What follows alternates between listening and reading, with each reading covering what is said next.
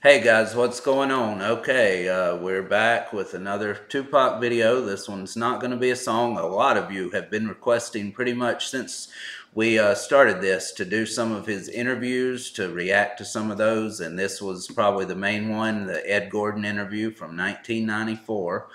This was in October of 94. So, he's going to get into a lot of stuff, and I'll explain stuff to you as he talks about it in detail as much as I can. So you guys wanted her to see, how intelligent he speaks and how his views are on just things in general. So anyway, guys, go ahead and smash that like button and hit the subscribe button also. We're on the way to 1K. So hopefully get there soon. I appreciate all you guys. All right, so this is the Ed Gordon interview, and we're going to break this up into two videos. We're just going to do about half of it tonight. It'll probably be about a 20-minute video total with us talking and listening to it, and we'll get to the other half next week, guys. So here we go. Let's go. One question. Yeah. Is there any singing at all? Is he singing? Is he no, singing? I wouldn't think so. It's all just talk. This was a whole show. Ed Gordon was a journalist, I guess, on BET for decades and for several years, long time. So he interviewed Tupac on this specific night, I guess, for the show. So it's just going to be, him talking to him about what's going on in the world in 1994. Oh, wow. Yeah, nearly 30 years ago. I was 12 years 12 old. years old. Mm-hmm. So 94. Yeah. So yeah, I was heavily into rap at this time for sure. So, I was 41. Let's see. 42. I was 41. Yeah, 40. How old are you now? 70. 70. Okay, so you were 40. 94. Yeah, 41 after your birthday. Yeah. This year. Yeah. Okay. All right, guys, let's jump in. I'm curious when you think about the idea that you do have that kind of control over so many people. In one sense, the whole idea of being a role model comes up in the imagery. And a lot of people who know you, and I talked to them beforehand, suggested that, hey, when you meet him, he's going to be something entirely different than you imagine. And what the media is portraying. Look at that evil smile. That you have been portrayed. Woo! And sometimes, I mean, to be honest, you like the portrayal of you just hard. Look at that. Well, right. He knows he's got him doing what he wants. I mean, look at that it's grin. It's an image that he uses sometimes, of course, to sell records, to talk about controversial stuff. I guess that's why he's probably grinning a little bit about that, because you're eating out of his hand, basically. Absolutely. When you think that he's this horrible person and you meet him in real life and he's just a normal guy, and just... What a charmer. He just looks like he could just get his way. Woo! That's right. You're in trouble. That's right. Yet there's another side to you too. What about that idea that you've got to be able to figure out where you're going? To me, it's like it is my sensitive side that that likes to blow up the hard side, because if my image or my reputation can stop a confrontation before it happens, I'm fine. You know what I'm saying? I know how it is day to day. It's a constant man ego check going on in this street, in this world. So part of that is just like, that's my resume. But as far as the media, they look at it something different. They don't care about my resume. They don't care about me not getting in trouble. It's just another story, and it's a real story. They don't have to pay for it, and they're gonna milk it for all it's worth. As far as people, yeah, I'll just talk about that a little bit. Obviously, he's meaning that anything he does that's, may be wrong, that's going to be blown up in the newspapers and on every news site, just like with basically any celebrity, pretty much. The good things he does will never, ever get, news coverage, will never get talked about. And, anything bad he does, if he says a curse word in public, it'll be national news, So, I mean, I think that's what he's basically talking about there. So let's keep going. Want me, when they first see me, to humble myself. They want me to be like this and da-da-da, just because they're scared of me. But I don't feel like that's my job, to humble myself, to show you that I'm not a threat. I'm not a threat, unless you're a threat to me. You know what I'm saying? So when people say, when you meet Pop, he's different than he is, because when somebody one-on-one, anybody one-on-one, I believe, honestly, that I can talk. I believe that I have the ability to reason, I have logic, I have compassion, I have understanding. If we talk, there's no problems. You know what I'm saying? But that's not what happens. People use what they heard in the media, and that's how they come at me. And then, you know, we got a clash. One of the things that you read, So they just approach him before he can do it to them. Basically, they try to act tough to him, and then that starts the situation, possibly. Yeah. When if they would just actually talk to him instead of coming at him. Yeah, exactly. Actually approach him as they would basically just anybody that they didn't know, period, to begin with or hear about. And, you know, it'd be a civil conversation. And then, but since he has this image, they believe in this image that he's going to be how he is, confrontational. Before he can do that to them, they're going to jump at him. And then he's going he's going to respond as anybody would. Because he's going to defend himself, of course. And he's not necessarily talking about getting into a fight right there. Just a war of words, whatever, you know, an argument, who knows. So. Media is that you're angry, that you personify your generation, that you just got some angry folks out there and you're one of them. I'll put it to you. Are you angry? Are you angry with what you see society is about? Yeah. Yes. I'm extremely angry, confused. You know, a lot of times I sat up in court, I couldn't defend myself. You know what I'm saying? And it wasn't like the things they were saying about me were beyond my comprehension, or the things that I could say weren't going to help my case. But because, it's like being exiled, you know, from society. And that's how I feel. And this whole, the anger comes from, I'm tired of waiting for my past to get to society. All I ever wanted to do was make me and everybody around me feel more comfortable about where we were. You know what I'm saying? About the places that we stay. This is our home base. Let's build it up. Let's be happy about where we come from. You know what I'm saying? Instead of trying to assimilate and get a pass key to where they at. You know what I'm saying? Not to say that everything needs to be separate, but we got to find pride in ourselves. So he's saying they're not accepted by people in general, you know, like they should be. I think what he's trying to say there is, you know, we need a pass key in order to be accepted. We need a key we need to act the way they expect us to act. Like, so white people in general probably is who he's pretty much talking about. Rich white people, you know. Honey, if I met him, I sure wouldn't worry about the color of his skin. Yeah, we know that. Woo! You know what I'm saying? And once you get the pride, like, damn near 2 seconds after the pride comes anger from being held like that for so long, and to be made to go through those changes. You get mad, you know what I'm saying? As soon as any black man receives his first 3 checks, he starts getting mad. Because it's not about the necessity of having to have a job and having to pay and having to do that. You don't care no more about the smiles and the, you know, yes, massa, because you done got paid. You know what I'm saying? And now it's like you want to save money. You want to help other people. And you see how far it is, how far you have to go to help anybody. So he's saying you're no longer just happy to be getting something, I think, you know, because you're just lucky to have a job, basically, is what he's saying the mindset is there, I think. And then, you know, after you get your first couple paychecks, then you're like, okay, well, I mean, I need more, you know, I don't know what he's trying to say. I mean, that's or kind of maybe he feels like I can be accepted now. Yeah, so he doesn't have to put on a fake persona, maybe, to be accepted. I don't know. I don't like the way this interview is going. It seems to still be jumping around. This guy doesn't seem to be asking the right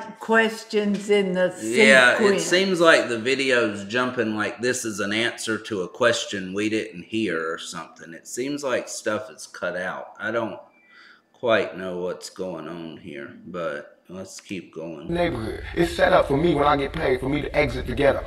You know what I'm saying? The only reason I've had these problems is because I haven't left yet. And these problems don't come from a white man. It comes from just society, the problems that we have.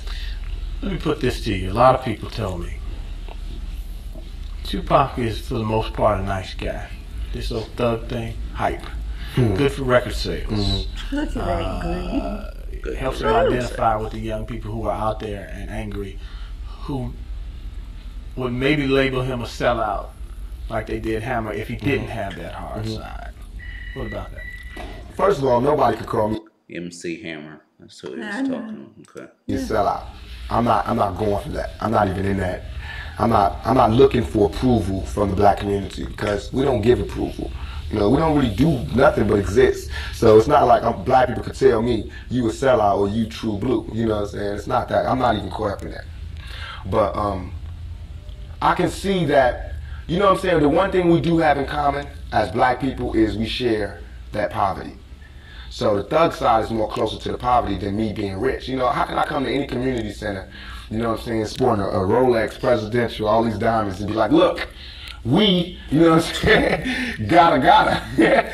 But now, when I say we, they know what I mean. I'm not saying like I live in this neighborhood and nothing, but I'm a thug, and they thugs. They can relate to it. I don't even have to say that, you know what I'm saying? When I come, I have to say I'm real. They already know that, you know what I'm saying? From me being me, from not pushing the thugness, but I know from the business that everybody in this business is always whispering in your ear about what you can't say, what you can't do, what you can't wear in this world and in this world. It's two worlds, a white world and a black world. All I did was stand in the middle, you know what I'm saying, and say I'm living in both worlds. I can go to the streets and survive, and I can go out here and do my business out here.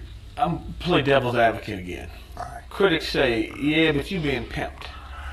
You're being pimped by the record executives who will allow you to do your thug life because it portrays a certain black. I mean, you've heard it, that if you were just a singer, you wouldn't have the same record contracts you have. Right. But because you portray the thug life, the gangster rap, they've allowed you to make that money. They've allowed you to push and make you platinum. I beg to differ. I do You know what I'm too. saying?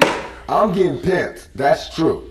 But just like how a woman would be, you know what I'm saying? Anybody would be pimped. You know, it's like, it's not that you get pimped, it's how long you get pimped. You know what I'm saying? Because if you really look at this situation, it is not I who's being pimped. When you look at them white kids with Raiders hats on, it's the white folks getting pimped. You know what I'm saying? Because I'm making their future. I'm writing down their curriculum.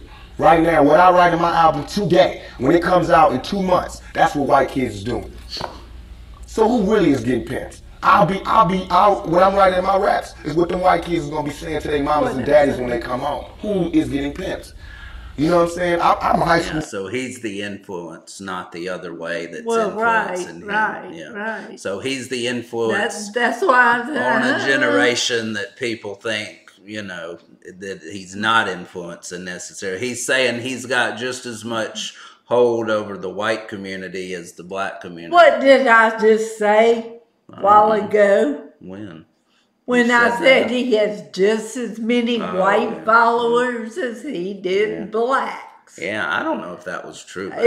Yes, you were young. I was 12, but but you didn't. But I loved rap. I mean, I was into rap, but I mean, just because I wasn't doesn't mean it wasn't everywhere, wasn't popular. Oh yeah, it was popular. I just, you know. No, it was. Well, let me put all it this races. way: only a few kids in school that were white listened to rap like I did, and the rest of them hated it and listened to that awful country shit and rock stuff. So, in my school, that's my experience. Maybe it was different other places. But I know what I saw in school. So. Well, people my in age. the workplace, in the social cliques, all that stuff. Society. He was the man. I just didn't give him a chance. If I would have known what he looked like, I'd have hunted him down probably. Oh my gosh. I'm just in love. Right. You know what I'm saying? As far as my teacher told me when I was in high school, I ain't you know what I'm saying? I just gotta, it's going down. You know what I'm saying? It's going down. You know, everybody's getting pimped. Whether you work a 9 to 5 or whether you work for yourself, you're getting pimped by somebody. That's not the crime. your The crime is answer how long to you this. allow yourself to That's get pimped. You right. have to come up. Everything is a come up. Everything is a struggle. You start from the bottom, working to the top. the press and the media make you think that a black man arming himself is illegal or criminal, or that he wants to arm himself to rob a liquor store or something. You know what I'm saying? That is for me to defend myself, and it should always be. It's just about surviving, you know, and we have to be honest about the tools that we use to survive. And why is a black life any more different recoupable than a white life? You know what I'm saying? We know that they don't put the same security in the ghetto that they do in the whites in the white neighborhoods. So therefore, for me to be out here saying don't, you know, put your guns down and no violence, that's hypocritical. And if I didn't talk about the violence, everybody would act like the violence wasn't there. We as rappers bought that violence. We bought the violence that we see on the street. We put it in our records. Put it in our records for years. And after 3-4 years, people finally starting to see it because of all the statistics that's going on in the streets. If we stop talking about it, then they wouldn't take statistics. And when they stop taking statistics, so what he's saying there is the news, and he's saying they speak truth. Right, exactly. That's and if it wasn't for him getting the message out, then it would never be talked. Right. Well, him and the others. Right, of course, yeah. But yeah, I have to agree. And that still to this day is true, because you've heard the jokes about a lot of comedians will make the jokes, and just stuff on shows in general, they'll, you know, make a reference to something like, you know, a white kid was killed or kidnapped or something. It's worldwide news. But a person of the black race or Mexican race or Indian race, whatever it may be, that kind of coverage, if it's a girl or kid that's that race and they got hurt, kidnapped, whatever, it's nowhere near the same level of attention. And I think he's saying the fact that people are dying in the ghettos and being shot and all this crime, it's not being talked about. But if there's a crime in a white neighborhood, it's worldwide news coverage. Well, you know, not necessarily now. A rich neighborhood. Then, you know, yes, but not necessarily now. That still goes on. It depends on the neighborhood. If it's a white child in a ghetto neighborhood, that's true. It wouldn't get the attention. It's not going to get the attention. True. Yeah. Because who cares? Well, they're going to say, who cares? Well, the media and news outlets definitely focus more on, you know, when a white person is hurt or, you know, in trouble. I would definitely say they focus on that type of stuff more so than basically any other race. And they probably don't even do it really on purpose necessarily. They might, I don't know. But they probably don't do it on purpose, but they, you know, it's just for some reason, just something in their brain. This must be a top story when it's another one. Well, we'll talk about it, but it's not. Well, do you ever watch the news? Do you? Yeah, I see stuff all the time. I do too, but not so now. Then maybe, yes. Then back then, yes. It's so different now. But anyway, I think they just cover their bases better now. Statistics. Then we be killing each other in the streets. White people won't care no more. Only reason they care is because, you know, there's been some strays and we just slipped over in the white neighborhoods. And there's kids in Iowa that want to be like us. You know what I'm saying? There's kids in Indiana that's trying to be like us because they can relate too. You know what I'm saying? You even admit it. I don't live in that neighborhood anymore. There's no real reason. He's an asshole. Karen. Well, he's an ass. He's there to try to poke holes in everything Tupac says, like any piece of shit journalist does typically.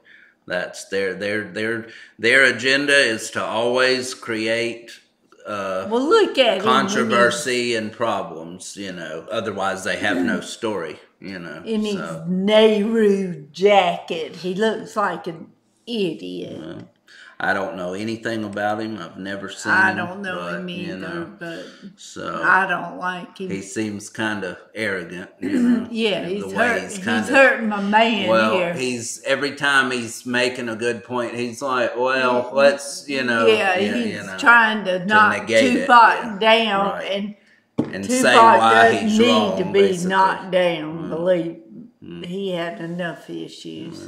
All right.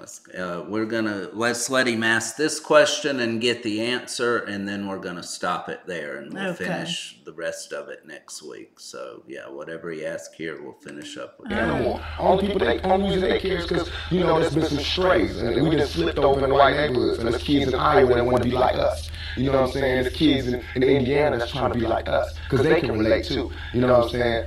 You even admit it. I don't live in that neighborhood anymore. There's no real reason for you to carry a 9mm. Don't believe that. That's what I was going to say. In 2 years, I've had a gun pulled on me by my limo driver, by police, by everybody. You know what I'm saying? And I better be. You know what I'm saying? I've been attacked. You ain't read the papers about these skinheads trying to blow up black churches. Why? They see me as the enemy just like y'all do. You know what I'm saying? They can come to my house and sit outside my house just like anybody else can. A skinhead. And once my life is gone, it's gone. Can't nobody give it back to me. Not the judge, not the president, not the governor, not Calvin Butts, not Jesse Jackson. They can't do nothing but come to my funeral and talk pretty about how black people suffer. You understand? And as far as Jesse Jackson, that said a lot right there, because I mean, the only one that can protect him is himself. Exactly, because nobody else is going to do it. You got all these people saying that they care so much, but what can they do? Who's got your back? Right, what can they do but talk after you're dead? You know, is basically what he's saying. Boy, he said it. I mean, so that's still a problem today. They're trying to take our gun rights away and everything. So I mean, you know, and this guy's asking him, why does he need a gun? Well, he just laid it out for protection. Like anybody needs a gun. Carry a gun? Of course, for the same reason. Exactly. It's stupid to not have one on you. That's right. I mean, there's idiot, dangerous people in the world, and he dealt with them. And what would have happened if he didn't have his gun on him at the time? Right. You know, and unfortunately, it happened to him anyway, eventually. But anyway. No. All right, let's let him finish it. My first acting job was at the Apollo Theater when Jesse Jackson was running for president in 1984. It hurts me for him to say anything negative about any rapper because we supported him. He should support us. You know what I'm saying? As far as his image, you know what I'm saying? What was he doing? You know, he should be the last person talking about gun violence when he sat right there while Martin Luther King caught one in the neck. You know what I'm saying? Things ain't really changed that much. I swear to God, nothing I ever say is meant to be something where innocent people get hurt. Nothing I ever say is meant to be like a end all, let's go do it right now. He's telling stories about the stuff he's seen. He's talking about what's going on, and he's bringing awareness to it because otherwise we wouldn't know about it. Oh gosh, I just love him more. All right, let's let him finish up here. Nothing.